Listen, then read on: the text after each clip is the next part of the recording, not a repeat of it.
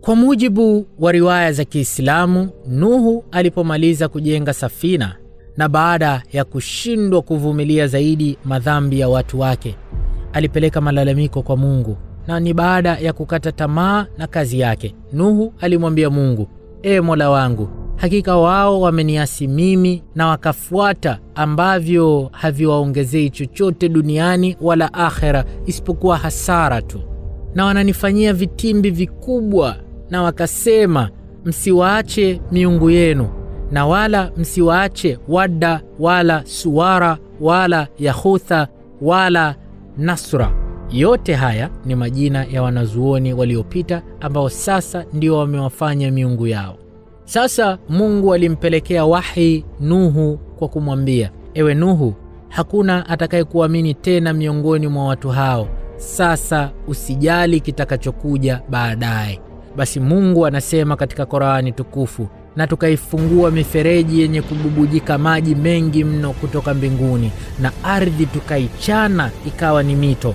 Basi maji yote yakakutana kwa amri yake Allah. Sasa Nuhu, endelea kusubiri, itakuja amri yetu.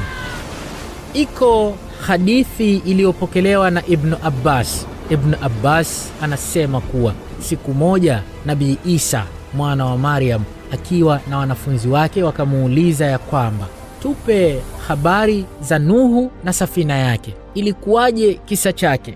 Nabii Isa akawachukua mpaka kwenye kaburi moja la zamani mno. Hapo akawaambia wakae chini. Akawauliza wanafunzi wake hao, je, mnakijua hicho kilichoko mbele yenu ni kitu gani?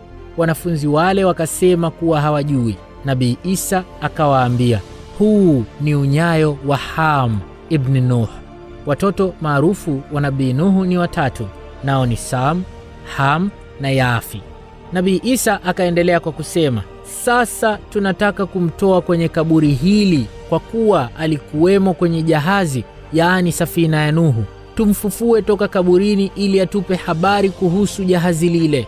Nabii Isa akachukua mchanga kutoka kaburini na akasema, simama ewe Ham, kwa amri ya Mungu Allah.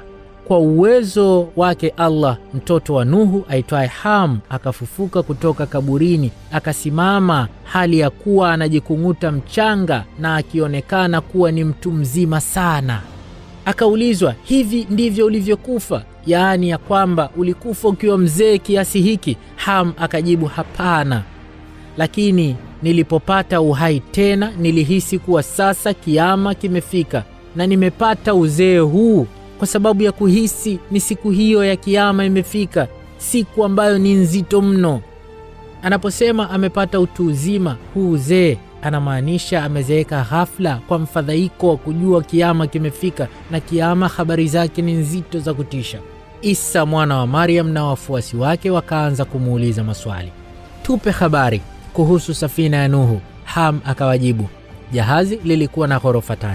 Ya kwanza waliingia watu, ya pili waliingia wanyama, na ya tatu juu kabisa waliingia ndege. Wakauliza, na ilikuwa na urefu gani? Ham akawajibu, jahazi ilikuwa na urefu wa dhiraa 1200 na upana wa dhiraa 600. Baada ya kumaliza kujibu maswali yao, Nabii Isa akamuamrisha Ham arudi sehemu yake katika kaburi, arudi kulala, na akarudi. Wale wanafunzi walitamani wamchukue wazunguke naye mtaani, lakini Nabii Isa akawaambia, huyu riziki zake zimeshamalizika, hivyo hatoweza tena kuendelea kuishi.